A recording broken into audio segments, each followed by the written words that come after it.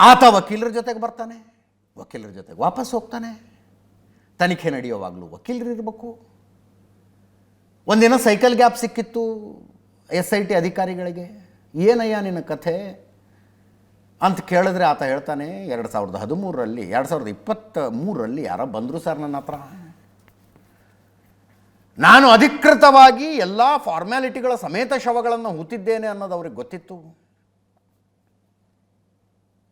ಬಂದು ಇಲ್ಲ ಇದು ಅತ್ಯಾಚಾರ ಆಗಿದ್ದ ಮಹಿಳೆಯರ ಶವಗಳು ಅಂತ ಹೇಳಿ ನೀನು ಕಂಪ್ಲೇಂಟ್ ಕೊಡು ಅಂದರು. ನಾನು ಹ್ಞೂ ಅಂದೆ. ಅದಾದಮೇಲೆ ಒಂದು ಬುರುಡೆ ತಗೊಂಡ್ಬಂದರು. ಇದನ್ನು ತಗೊಂಡೋಗಿ ಮ್ಯಾಜಿಸ್ಟ್ರೇಟಿಗೆ ಕೊಡು ಅಂದರು. ನಾನು ತಗೊಂಡೋಗಿ ಕೊಟ್ಟಿದ್ದೀನಿ ಅಂತ ಅಂದ್ಬಿಟ್ಟ ಆತ ಹೇಳಿರುವ ಹೇಳಿಕೆ ಇಲ್ಲ ಅಂತ ಹೇಳಿ ಪೊಲೀಸರು SIT ಅವರು ತಲೆ ಬುರುಡೆ ತಗೊಂಡೋಗಿ ಕೊಟ್ಟಿದ್ದಾರೆ ತನಗೆ. ಇದನ್ನು ತಗೊಂಡೋಗಿ ನೀನು ಮ್ಯಾಜಿಸ್ಟ್ರೇಟ್ ಹತ್ರ ಕೊಡು ಅಂತ.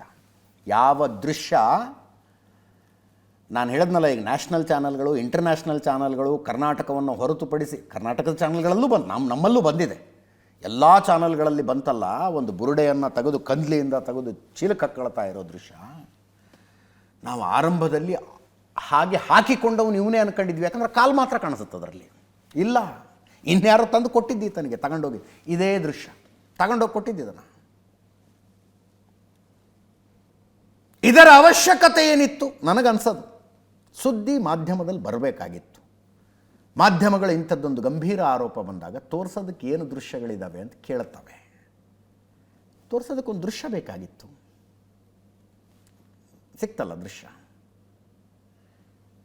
ಎಲ್ಲಿಂದ ಎತ್ತಿದ್ದಿದ್ದನ್ನು ಗೊತ್ತಿಲ್ಲ ಅವನಿಗೆ.